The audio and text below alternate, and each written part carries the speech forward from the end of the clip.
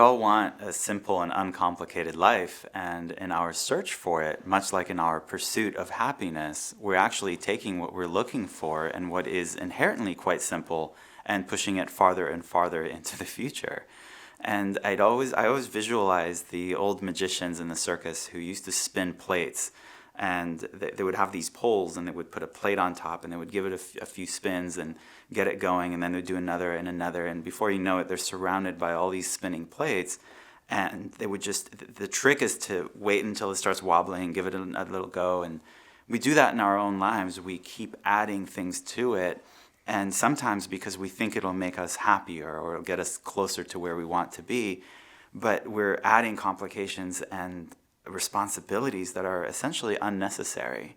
And so the cure for that, so to speak, is to actually do less, not more.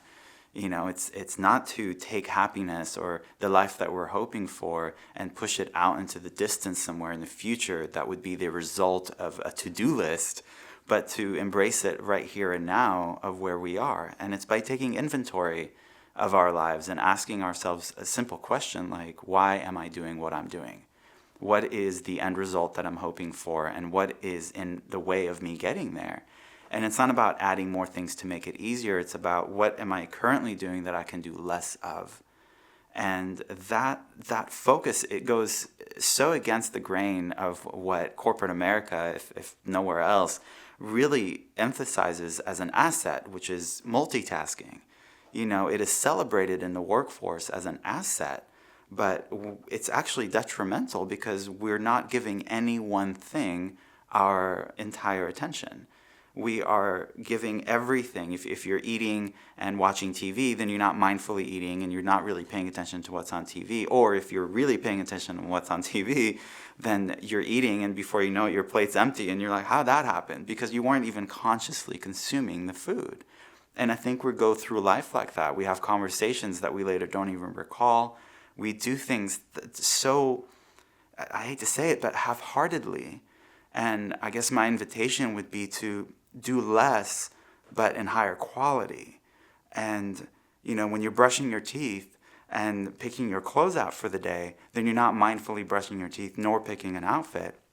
And I'm sure you've noticed there are times when you're thinking about something and brushing your teeth and you're like, wow, and then you realize you've spent a lot of time on that side of your mouth. And it's really imperative to just slow down. I think the danger that people think in slowing down would be is that we wouldn't get as much done. But in my experience, we actually get not more stuff accomplished, but better quality. I think there's a saying about do it right the first time, you know, do it slowly than having to do it over and over again because you rushed through it the first time and made so many mistakes.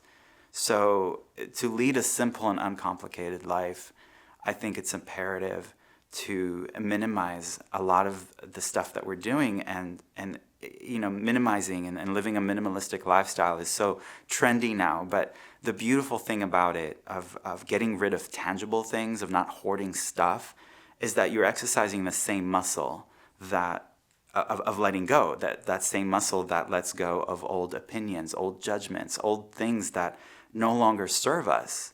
And that's why the question, why am I doing what I'm doing? Is it serving me? Is it serving my ultimate goal? And when you let go of the stuff around your house, then you're, like I said, exercising that muscle of not clinging to anything, of kind of relaxing that grip. And it becomes habitual. We create a new habitual tendency to just relax, let go. And that opens up the possibilities of letting go of judgments, of opinions, of resentments, and opening our hearts to possibility and forgiveness to finally, ultimately lead the simple, uncomplicated, happy life that we're actually after.